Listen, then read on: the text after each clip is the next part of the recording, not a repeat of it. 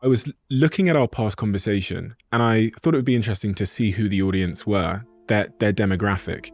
And the age group were 20 to 40-year-olds, really 18 to 40-year-olds. My question to you is, in their lives, in that demographic's lives, what do you think the biggest challenge is? Because both your kids, Julian and Michaela, both fit into that category as well. What is the greatest challenge that demographic face? Well, the biggest challenges we had with our kids was, I think the biggest challenge I had in my generation was negotiating the years between 13 and 15, something like that. But my sense is now the biggest challenge to young people is negotiating the transition into adulthood identity. And I think that's partly why we have this terrible war in our culture about what constitutes identity. And I think the reason that identity has become such a problem is that our concepts of identity are unbelievably unsophisticated, narrow, hedonistic, and self-serving. So the identity groups that have popped up are all, you could say, whim-based identity groups.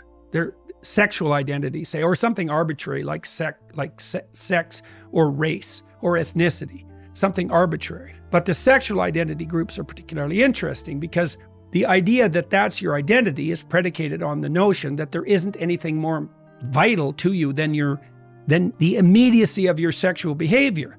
Well, you're not a sex machine. You're not a short-term sex machine. That's not what a human being is. So if you revert to that, all you're going to do is produce like anxiety, hopelessness, and misery. It's not a good solution. So then you might say, well, what's the solution? And the solution is something called a subsidiary solution. It's like, so what's your identity? Well, you should get your act together and take care of yourself.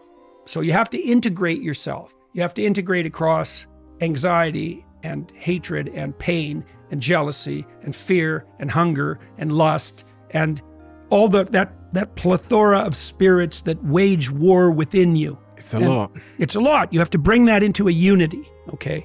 And one of the things Nietzsche said, the famous German philosopher, was that every drive attempts to philosophize in its spirit. So all those subordinate spirits that war inside you will try to dominate. I'm only my anger or rage.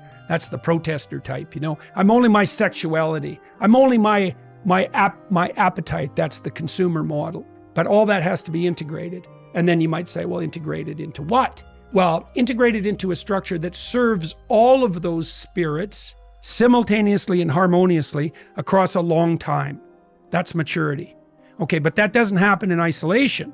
So then there's stages above that. Okay, so the next thing is, maybe you've got your act together enough so that someone can tolerate being around you. So there's enough left over from you so you can play with someone else. So you establish a relationship, marriage, let's say. You invite someone else to join forces with you. You produce a united vision.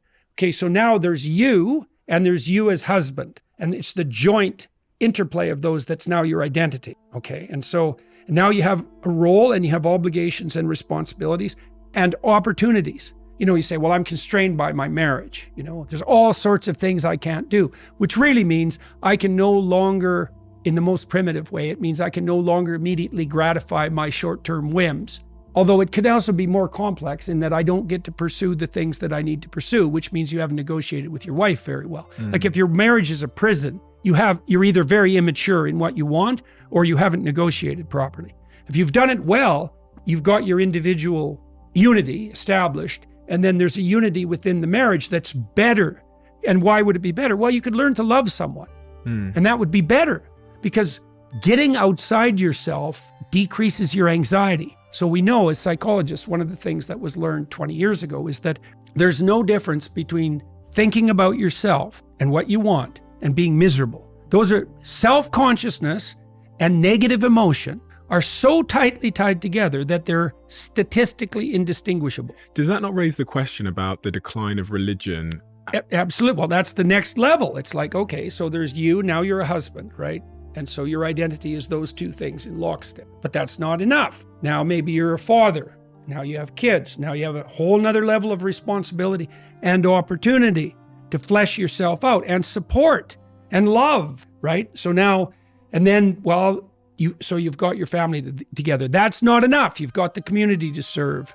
So you want to serve the community. And then communities scale. Maybe you're good in your local business and you have a local business organization and you're good in that. And then, then there's the town level and the city level and the state level and the country level. And then, America is one nation under God. That's the ultimate level of this hierarchy of identity. And that's what should be served most fundamentally. That's a definition, okay? God is that which should be served most fundamentally. It's a definition. So when you're thinking that B is better than A, what you're saying, even if you don't know it, is that B is a step from A on the road to God. That's what you're saying. The medieval definition of God was something like the sum of all that is good or the essence of what is good. And so if you believe that there is a good, then lurking behind that is the spirit of all of that which is good.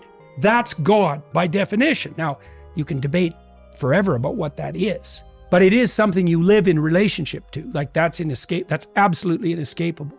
And you might say, well, I don't believe in God. And then I would say, well, do you believe in good?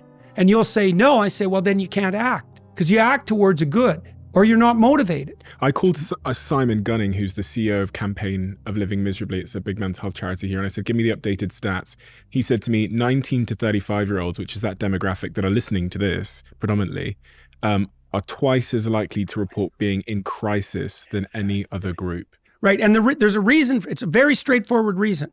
It's literally this. The more you are focused on yourself, the more miserable you are. It's as simple as that. But that's society now these days. I know. Well, and there are terrible forces pushing us in that direction.